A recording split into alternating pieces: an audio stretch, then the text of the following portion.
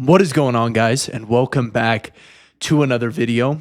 In this one, I am going to be talking about the one thing that can save the men of this generation.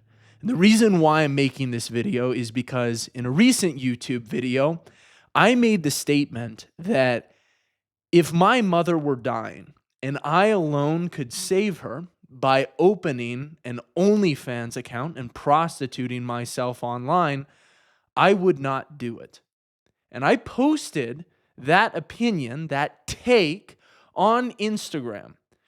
And the video is going viral.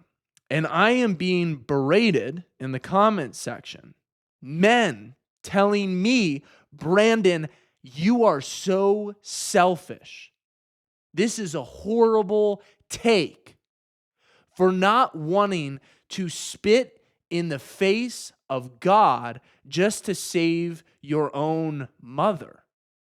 It blows my mind seeing these responses come through. It breaks my heart, and it perfectly encapsulates the problem with the modern man. The modern man does not live by a set of principles. The modern man does not live by a code. Many Christian men think, they acknowledge, they say, oh, I believe in God, but they fail to live a life that actually reflects the fact that there is an all-powerful God on high who has given us a code to live by, who has given us a law. These men, they run around and they have been manipulated. They've been gaslighted. They've been brainwashed into thinking that the feelings of others, their own desires, and being a good human is of paramount importance. And by good human, I don't mean being good like God wants you to be good. I mean being a nice human. Because that's what it really means, doesn't it? I just saw a video of a man who was saying masculinity is a prison for men. And I'm going to explain to you why. He goes on a rant about how masculinity actually traps men by telling them, hey, just try not to be a woman. And then it forces them to suppress their emotions. And what men really need is to be told, oh, just be a good human. Be a good person, and then eventually you will become a good man. You will fall into a good masculine if you just focus on being a good person. And that sounds all nice and dandy when you put it like that, doesn't it? Until you realize what the definition of a good man is in today's society. It doesn't actually mean a good man like God wants you to be a good man. It means being a nice person. That's what it means. Being a person that puts the feelings of others and your own feelings and your own desires as paramount importance above the law of God, above the decrees of God. You would spit in his face just to save one of your family members. Don't you see how out of whack that is? Don't you see how messed up the modern man is? He doesn't actually live like principles, his morals and his values are his top priority. He can even claim that. But when it comes down to it, he's a pushover. He's somebody that is just told time and time and again, go be nice. Go try to keep people happy. Don't be confrontational. Go be tolerant. Go be accepting of everybody else. What a load of horseshit. Everybody loves to say, oh, Jesus was just this super, super nice guy. He treated everybody so nice. Jesus was a good man, but he very much was not a nice guy. In fact, he himself said, I have not come to bring peace, but in fact, I have come to bring a sword, to divide households. When you truly live like there is a God on high, like there are morals and principles that you have to live up to, you piss people off. You step on people's toes because they are not living like that. Because most people are living in sin and in degeneracy. And they, just like all of the other men in society today, have been brainwashed into thinking that being nice means being good. It means being masculine, when that's not true at all. There is so much more to being a man than just being a good person, being a nice person. You have to make sacrifices, not only of your own wants and desires, but you have to sacrifice so much in order to stay in alignment with your God. Our culture tells you to go out and have sex with whoever you want. Go out, enjoy your life, go drink, go smoke, go do all of these degenerate things. It's not that bad to watch a little bit of porn. That's not bad, just as long as it's not becoming addicting. Go do your thing, man. It teaches us to be passive. It teaches us to be pathetic. And that's what I see when I watch these videos, when I see these responses. I see all of these broken men who are so lost off of the path. And you may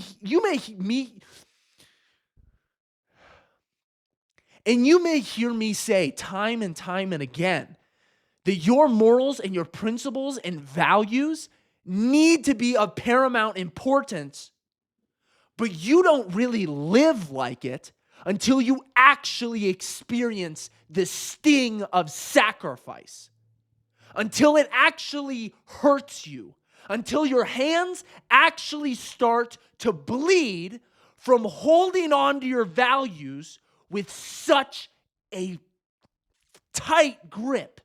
You will not let them go at all costs. You see, when the devil tempted Jesus in the desert, when Jesus hadn't eaten anything in 40 days, he said very, very rational things to Jesus. He said, "Oh, but you're God. You're Jesus Christ. Throw yourself off of this hill and God will save you. Wouldn't God send his angels to rescue you? But you're God. You're Jesus. Turn these rocks into bread." Very rational statements. Turn these rocks into bread so that you can eat, so that you cannot die of starvation. But that's exactly what the devil wants. That's exactly what the devil does, is he uses these rational statements. Oh, just start an OnlyFans account to save your dying mother. He says these rational things that make you overlook the actual law that God has given you, the actual principles that he has set in place. Satan's design, his master plan, is to corrupt it. It's not to come at you in all of his evil, foreboding nature. He's not going to come to you dressed as something looking disgusting and wretched and scary and terrifying like he is. He's going to come to you dressed as an angel. And when that day comes, it will be up to you whether or not you are going to be able to withstand it, whether or not you are going to be able to make the sacrifices and see through the bullshit and be able to say, no, I know what is good. I know what God has told me, and I choose to live that way. And I choose to live through the sting and the suck of sacrifice because I know what it's like to be truly faithful. I know what it's like to be set apart by God. Satan will tempt you in so many different ways. He will come at you from every single angle. And when he does, sometimes you will mistake it for kindness. Sometimes you will mistake it for niceness. Being nice to other people, being tolerant of other people. That's the easy path, right? It's hard to be a man. It's hard to be confrontational. Do you think that I walk around wanting to just confront everybody on what they're doing wrong, what the sin that I see in their lives? No, I'm not trying to virtue signal. I'm not trying to tell these people, oh, I'm so much better than you. It hurts to be able to look at a brother and tell him, you, my friend, are living in sin. Please turn from your ways. That hurts. It's uncomfortable. The easy path is to be tolerant. The easy path is to accept what other people are doing, even though you know that it's wrong. The easy path erodes your morals away over time. It strips you of everything that makes you an actual Christian and leaves you with this tolerant, all-accepting bullshit. You need to put some more thought into what ways in your life that you are called to be a true masculine man, to embrace your masculine ethos. Your purpose is to be a leader. Your purpose is to make the hard decisions. And you see so many people look at the content that I make and they say, oh, Brandon, you tell men all the time to focus inward. You tell them that's so selfish of you to tell men to focus more inward. When I tell you to go inward, I'm telling you to search your soul. I'm not telling you to be selfish. I'm telling you to guard your life, to guard your soul, to find those morals and values within you that you say that you actually value and bring them to the forefront and stand for something. Even if it means that you get persecuted, even if it means that it hurts other people, even if it means that you're the bad guy sometimes, the guy that's not tolerant, the guy who, oh, he'll just never let it go, the guy who some people are going to think is just obsessed with being holier than thou. It's going to happen. People are going to have those critiques. And when they come, you need to stand firm and you need to understand why you're doing everything. Which is why the one thing that can save the men of this generation is fear of God. Because when you fear God, you do not fear man. You do not fear offending people. You do not fear being confrontational. You do not fear making the hard choice, letting someone die, letting yourself die in order to save your soul. You see, it all comes back to this, is will you deny Christ? Will you deny your God in front of others or by the way that you live? Because you are called to be set apart. You are called to be different. You are called to pick up your cross. It's not a selfish act. Carrying your cross. That's what you're called to do. That's what it means to go inward, not to be selfish. I hope you guys enjoyed this video. Drop a like down below if you did. Drop a singular thumbs up in the comment section if you watched all the way through to the end of this video. I really hope this helps some of you guys out there. That took all the last of my energy. I'll see you guys in the next one.